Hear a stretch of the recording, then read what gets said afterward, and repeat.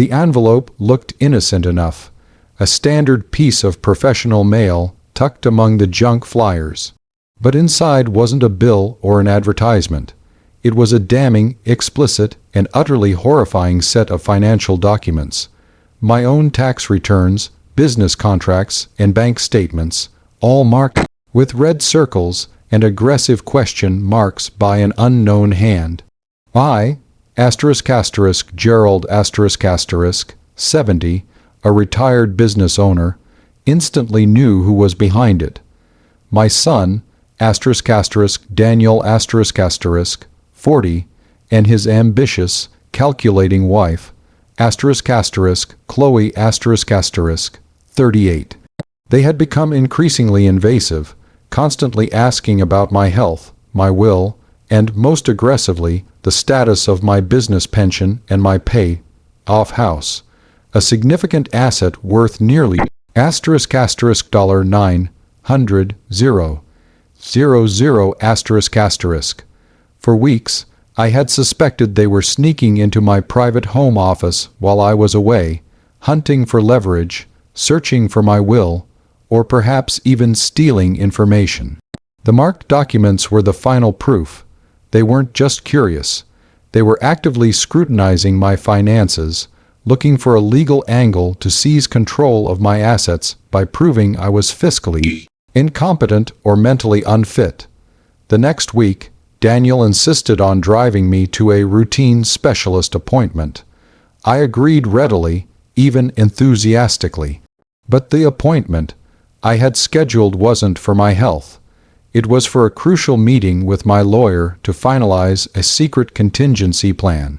I lied to Daniel, telling him the appointment was at the specialist's office downtown.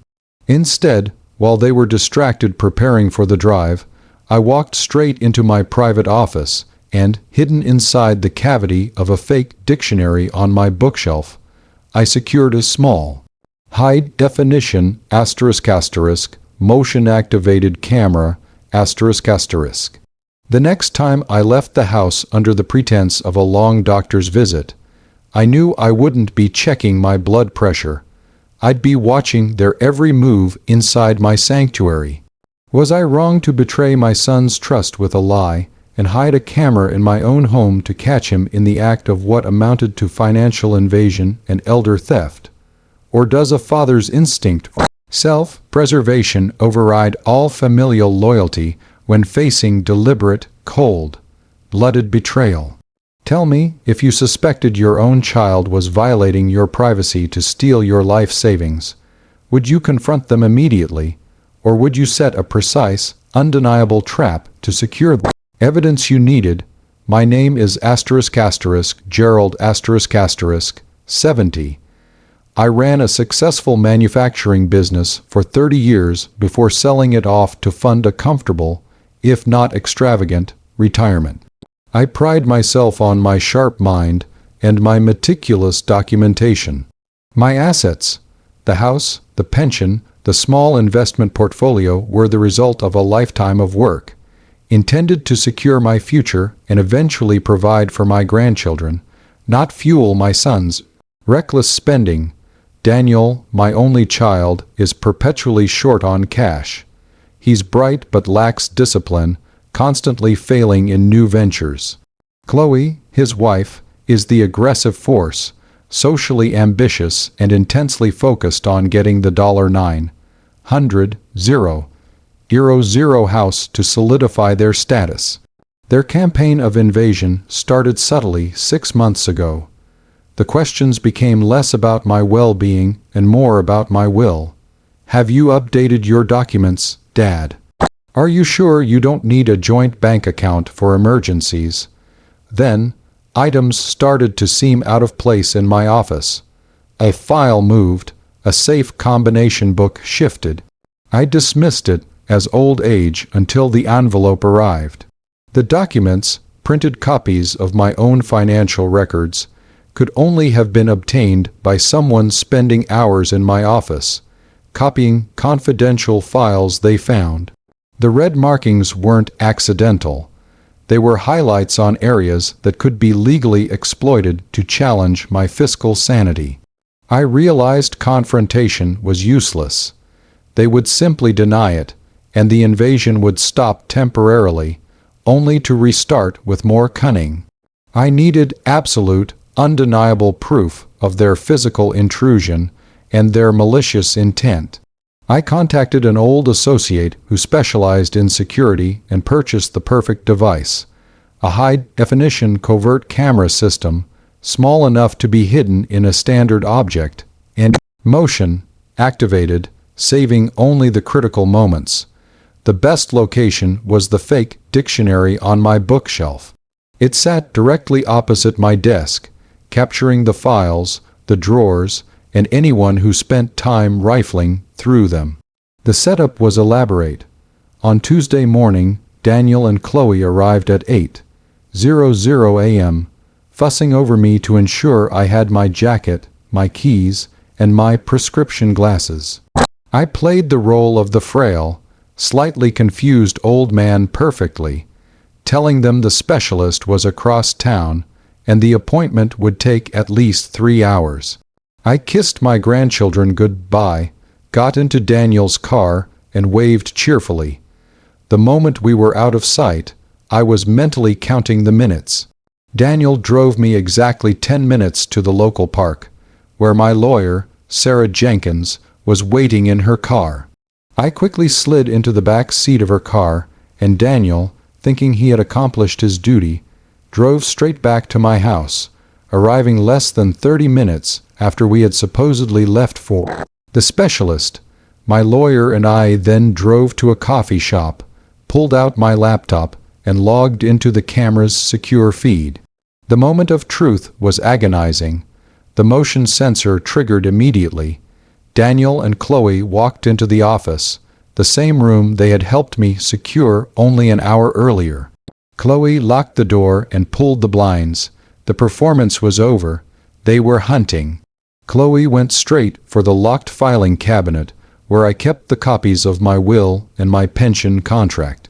She tried forcing it open with a makeshift tool. Daniel, meanwhile, sat at my desk, pulling out files from the deep bottom drawer, the one I had deliberately left unlocked, but containing old, irrelevant company documents. Chloe's frustration was visible. She failed to open the cabinet. That's when Daniel stood up and went for the wall safe, which contained my final, signed will. He produced a small, silver stethoscope and began listening to the dial, attempting to use an old locksmith trick to discern the combination. This was no longer a simple search for papers. This was an explicit, premeditated attempt to break into a secure safe, suggesting an attempt to steal or replace the legal documentation of my estate. The camera provided crystal clear audio. "Hurry up, Daniel," Chloe whispered, her voice tight with greed. "If we can just prove he's put that pension money into those high-risk bonds, we can get a judge to appoint us as his legal conservators. He's rambling about the house being his legacy project," Daniel muttered, tapping the safe. "If we can't get the papers, we just need the proof he's making bad investments." I sat there, watching my son and his wife, my own family, attempt to violate my privacy and destroy my financial security. The feeling was cold, not hot with rage, but the absolute, chilling clarity of being targeted by predators.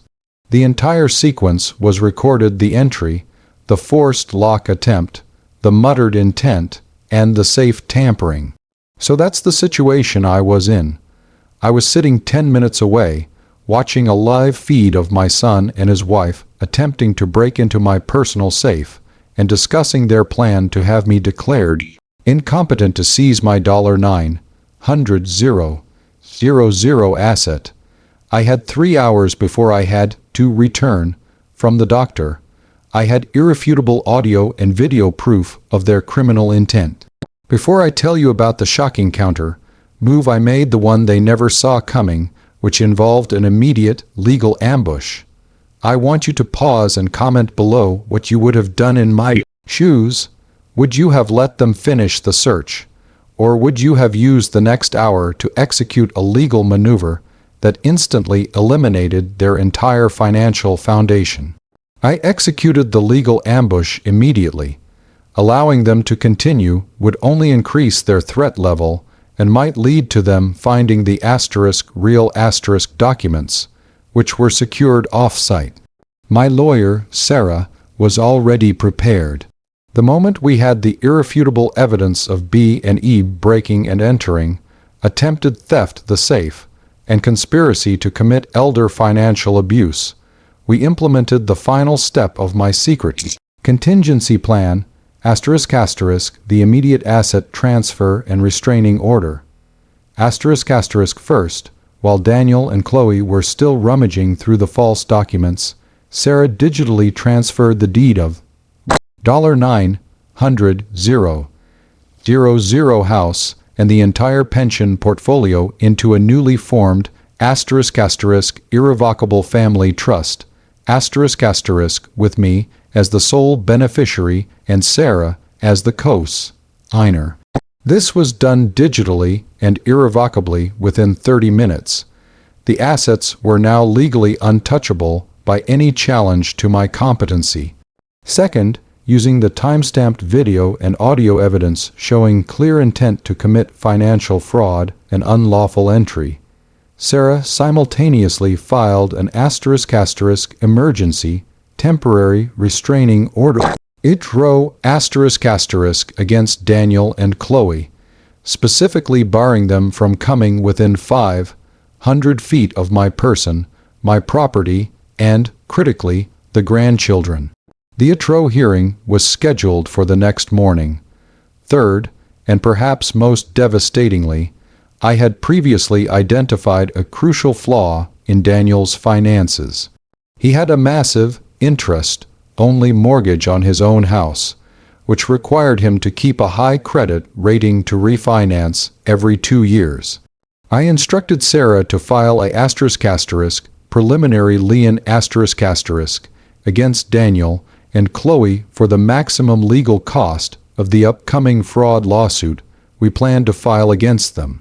The lien, based on the severity of the video evidence, would instantly torpedo their credit score, ensuring they could not refinance their mortgage, which was due in 60 days. By the time Daniel and Chloe arrived back at my house, they had been hunting for 3 hours and left empty-handed, believing they still had plenty of time to set their trap. The real trap was set.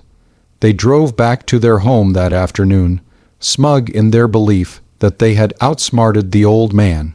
At 7:00 p.m., the local sheriff arrived at their house and served the Daniel and Chloe were handed the legal documents that informed them they were barred from contacting me, entering my property, and seeing their children until the court hearing. Attached was the motion to file suit, citing the video evidence. The shock was absolute. They called me immediately, but the prohibited communication. The only person they could contact was Sarah Jenkins. At the hearing the next morning, Sarah presented the judge with the video evidence. The judge watched, stone-faced, as Daniel tried to break into the safe and Chloe discussed having me institutionalized. The judge immediately made the permanent for 18 months and granted us the right to proceed with the lawsuit for elder abuse. The total systemic failure followed. 1. Financial ruin. The preliminary lien Sarah filed against them worked exactly as intended. Daniel's credit score plummeted. When the refinancing window closed 60 days later, his bank called the note due. Daniel and Chloe lost their own house to foreclosure. 2. Professional collapse. The court case and the caused Daniel to lose his clients. Chloe's reputation was destroyed within her social circle. the very circle she had tried to secure the house for. 3. The loss of control. The $900,000 house and pension remained safely in my name, secured by the irrevocable trust. They received nothing. The bitterest consequence was the loss of the grandchildren. The atro required monitored visitation for 18 months, during which time I secured temporary custody, moving them into my safe home, far away from their toxic, criminal parents. I last saw Daniel and Chloe in the courthouse. They were ruined, pale, and desperate. Daniel finally cracked and asked, "How did you know?" I just smiled, the smile of a sharp, clear-minded man who values documentation. "Daniel, my business was built on knowing every detail of my property and documenting every transaction. You shouldn't have been so careless with mine. You gave me the one thing I needed most. Irrefutable proof." I lost the illusion of a normal father-son relationship, but I protected my life savings, my home, and, most importantly, I saved my grandchildren from being raised by two manipulative, predatory people. The lie I told them about the doctor's visit bought me the time I needed to secure a truth that destroyed their entire foundation. Like this video if you believe a father's sharp mind always defeats a greedy child. Subscribe for more stories where the old man has the best surveillance equipment. Share your final thoughts on Daniel and Chloe's decision to lock the door and pull the blinds in the comments section below. I'll see you all in the next story.